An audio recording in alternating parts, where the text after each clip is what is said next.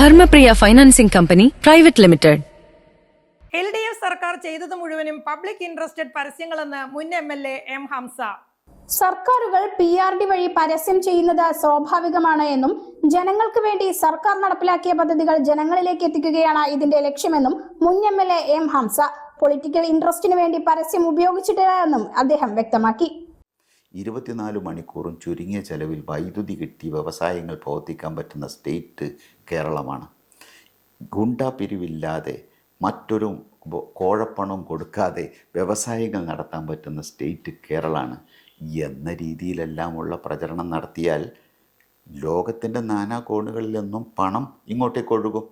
അപ്പോൾ ഇത് യഥാർത്ഥത്തിൽ പബ്ലിക് ഇൻട്രസ്റ്റാണ് കേരള സർക്കാരിൻ്റെ പരസ്യത്തിലുള്ളത്. പബ്ലിക് ഇൻട്രസ്റ്റ് ആണ് കേരള സർക്കാർ പരിസ്ഥിതിയിലുള്ളത് എന്നും തെലങ്കാന കർണാടക സർക്കാർ പൊളിറ്റിക്കൽ ഇൻട്രസ്റ്റിന് വേണ്ടി സർക്കാർ പണത്തിന് പരസ്യം ചെയ്തെന്നും M. ഹംസ ആരോപിച്ചു.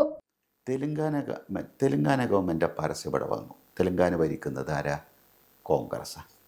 കോൺഗ്രസ് ഭരിക്കുന്ന തെലങ്കാന സ്റ്റേറ്റ് ഗവൺമെൻറ്റിൻ്റെ പരസ്യം കേരളത്തിലെ മലയാള പത്രങ്ങളിൽ ഇംഗ്ലീഷ് പത്രങ്ങളിലും വന്നാൽ അതിൻ്റെ ഉദ്ദേശം എന്താ? വരാൻ പോണ നിയമസഭാ തെരഞ്ഞെടുപ്പിൽ ഒരു പൊളിറ്റിക്കൽ ഇൻട്രസ്റ്റിന് തെലങ്കാന ഗവൺമെൻറ് ഫണ്ട് ഉപയോഗിച്ചു എന്നല്ലേ?